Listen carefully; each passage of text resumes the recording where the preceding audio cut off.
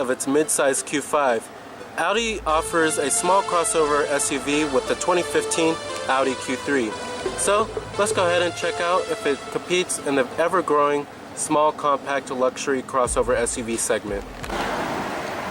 Now our Q3 we have here is pretty loaded, and as you can see on the front end, it really takes a lot of styling cues from its larger brother, the Q5. As you can see right here, here's the Q5 and here's the Q3. But I love the styling of the vehicle, and I particularly like these 18-inch arm design wheels, which finish off the overall look of the SUV. And of course you have typical Audi styling elements, including that large prominent front grille as well. Now here's the key fob design for the Q3, and you do have your lock to release your tailgate, your unlock, and then your panic button on the side right here, and it is a switchblade key as well. But it's typical Audi stuff here. Now it is a Cortina white exterior with smart key access on all four doors.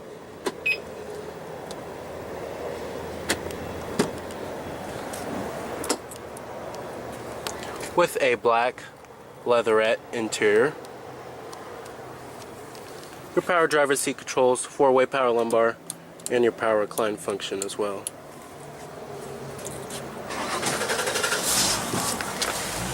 Now stepping on into the interior of the Q3, as you can see, it has a pretty stylish design, very premium and high quality design here. And you do have push button ignition. Just put your foot on the brake and hit the button to start.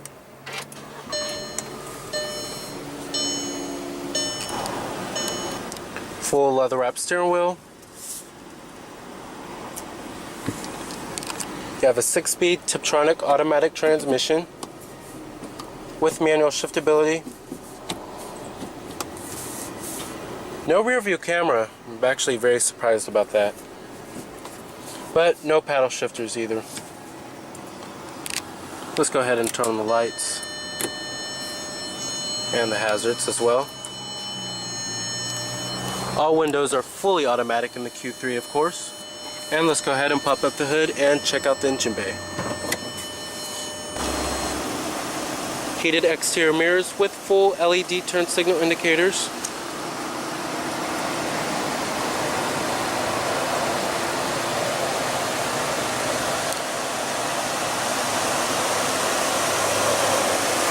By xenon headlights with LED daytime running lights and halogen fogs as well.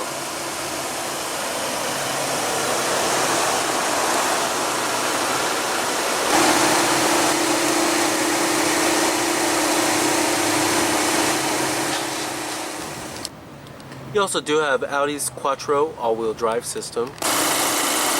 Now under the hood you will find a 2-liter 4-cylinder turbo powertrain producing 200 horses with 207 pound-feet of torque, with EPA numbers being 20 in the city and 28 on the highway.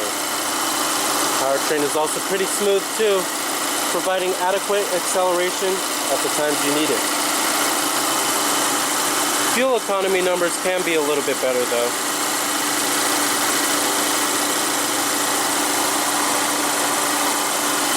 This powertrain is pretty class competitive, and mated with the 6-speed automatic transmission, it makes for a pretty responsive pair. Now pricing of the Q3 starts at the Premium Plus model, which starts at $32,500. Then you can get the Quattro all-wheel drive system, which is going to bump it up to $2,100, so you're at $34,600 for the Premium Plus with the Quattro all-wheel drive system. And then you have the Prestige model, which starts at $36,400, and then if you want all-wheel drive on that model, that costs $38,500. Now competitors in this class, it's a pretty growing segment. You have the BMW X3.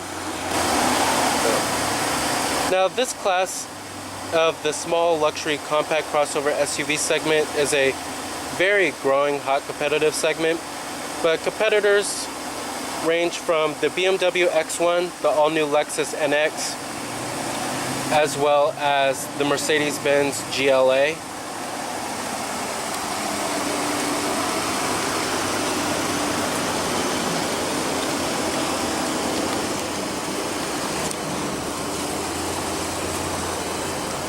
Coming to the rear, you have more traditional Audi styling cues, full LED tail lamps with LED turn signals. Reminds me of a little bit of the Q5, but it is a little more curvaceous when it comes to the rear.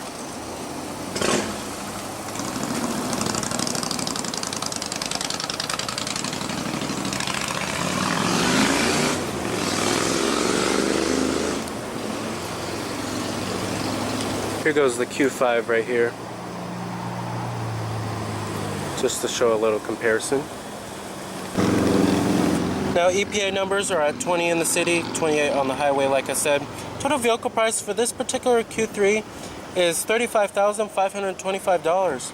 I'm actually very impressed. It's actually not that bad. Power windows, power mirrors of course, and your power door locks are located right here. Of course, everything is very high quality, very soft touch armrest, and on the mid door panel and on the upper door panel as well.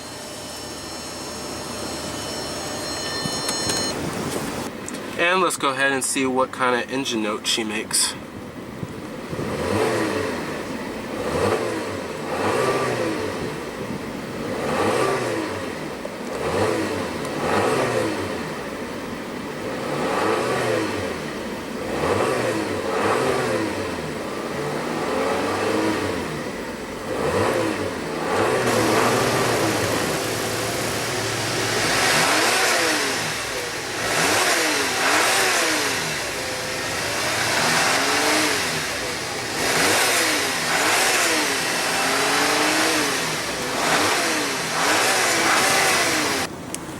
Very nice.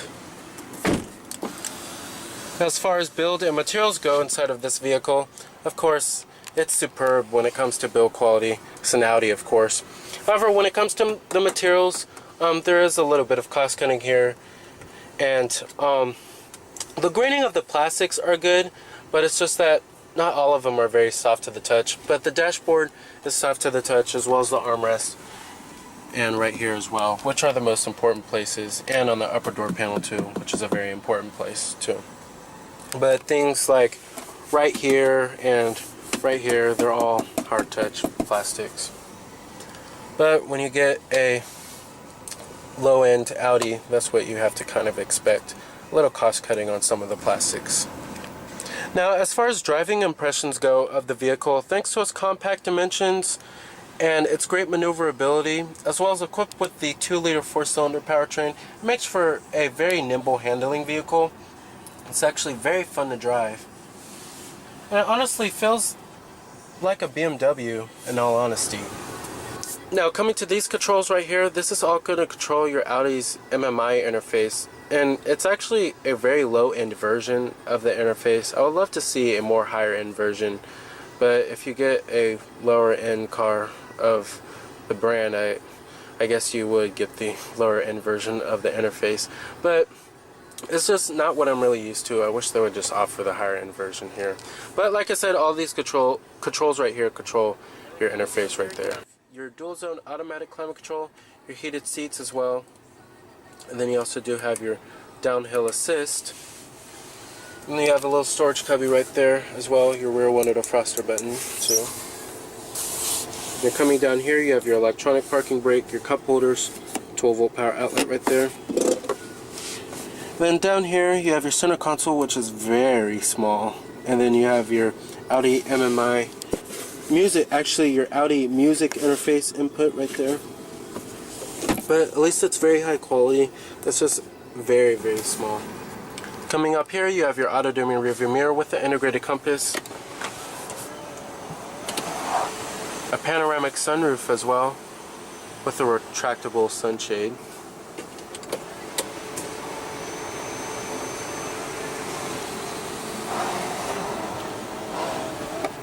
And then you also do have your interior illumination, LEDs.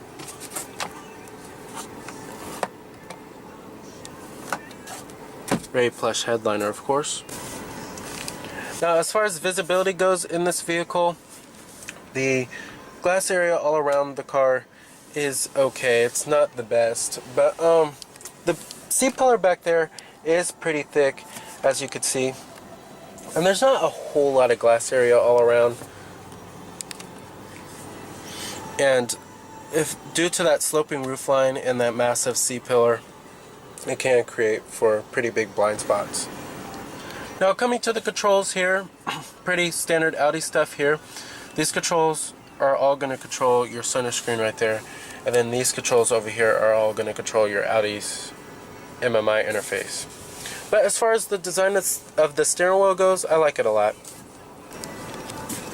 Now one thing I do have to note that I love about the cabin of the Q3 is that it's a very spacious cabin, and for such a small vehicle you expect it to be very confining in here, but it's actually honestly pretty spacious inside of this vehicle, and I'm quite surprised. Now as far as seating comfort goes in this vehicle, the comfort of the seats are superb.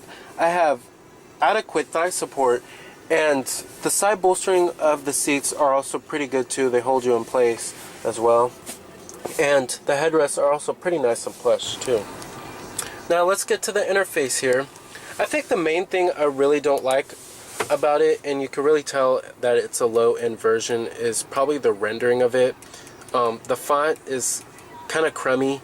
It's kind of crammed in there, I have to say. But you do have navigation, and you do have your telephone right here. But it's pretty easy to use once you get used to it.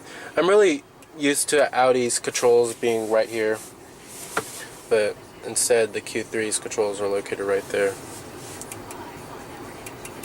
And you do have your AM, FM, of course.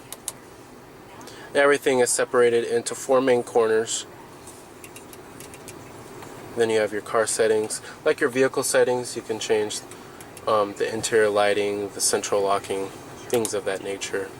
Then you have your driver assistance, servicing and checks. Then your different media options. You have your optical disc drive right here, Bluetooth streaming audio, AM, FM, and satellite radio, of course. Your bass, treble, and your subwoofer, your balance, your fader, and your DSP. But it's pretty standard stuff here. The only thing I don't like is the rendering of it. And it is a little on the small side. Now let's get to the gauge cluster here. I like these gauges, typical Audi stuff here. But like I said, your information screen in the center right there is all controlled by these buttons over here. Basically, you can go to your digital speed, your efficiency program, and then your onboard computer. Those are all your car functions. And then you have your fuel range right here, and then your trip odometer as well, and then your exterior temperature display too. Alrighty, and let's go ahead and shut down the Q3. Let's go ahead and see how the rear seat passenger space is, as well as the trunk and cargo capacity.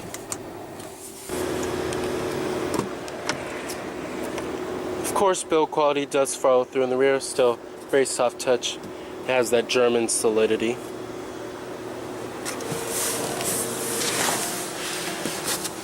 Now sitting back here, of course it is a compact crossover, so it is a little on the tight side, but I do have the driver's seat to where my driving position would be. I'm about 5'11", and I have a decent amount of legroom back here. I'm actually, it's actually not too shabby, I have to say. You do have a 12-volt power outlet back here, and your power door lock switch is right there.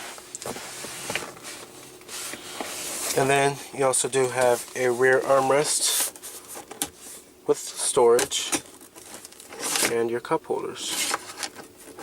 But the seats themselves are actually pretty comfortable.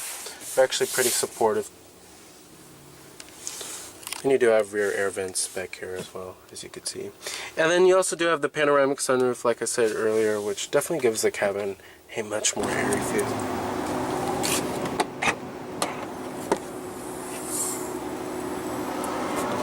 Cargo capacity back here isn't too bad. At least the rear seats do fold down. Then you also do have a cargo cover right here, too.